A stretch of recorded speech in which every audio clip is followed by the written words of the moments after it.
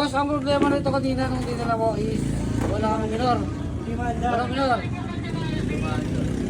Di ba, Andar? Nung dinala mo dinala siya, kung sabi sira ang yung ISC. Sira daw, sabi nila. O, check natin yun kung sira ah. Nag-calibrate na kami. O, eto boss o. Tatuklasan namin. Pinihit yan. Diba? Pinihit yan. Wala kasing minor eh. Pinihit nila. O. Mali na agad ang trabaho. Diba? Mali na agad ang trabaho. Mababa ang baterya. Pipe, charging. Pang-ipit. Mababa ang baterya.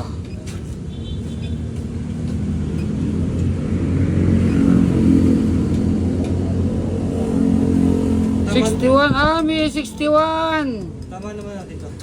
Ayan may 61 boss may 61.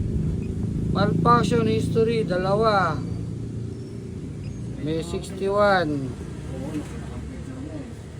Boss, turo mo nga sa akin yung sinasabi ng binabilang nila. Parang nasa ilog. Ay, ito na ang bilang nila. Ay, may 61. May 61.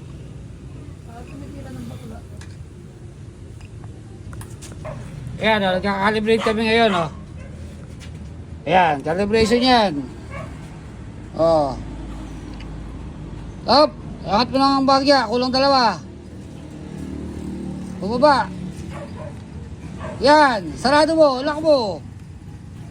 Makita, walang practice sa butas eh. Bumaba ulit. Wait lang. Yan. Yan, sige, sarado mo yan. Bali ka. Yan, to start.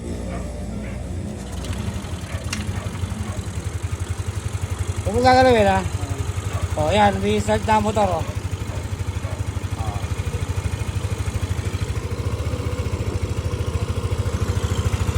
Tama ang minor niyan. Malamig pa yan malamig pa yan. Tama ang minor niyan.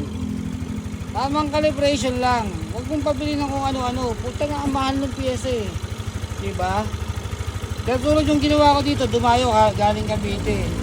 Sabi ko sa kanya, check ko muna yung ISC niya kung sira o hindi. Hindi sira, so hindi ko pinalitan. Diba? Ganun lang. Huwag tayong manloko, ang hirap ng kitaan ng buhay ngayon. Kumita ka nga, masarap ulam mo, pero yung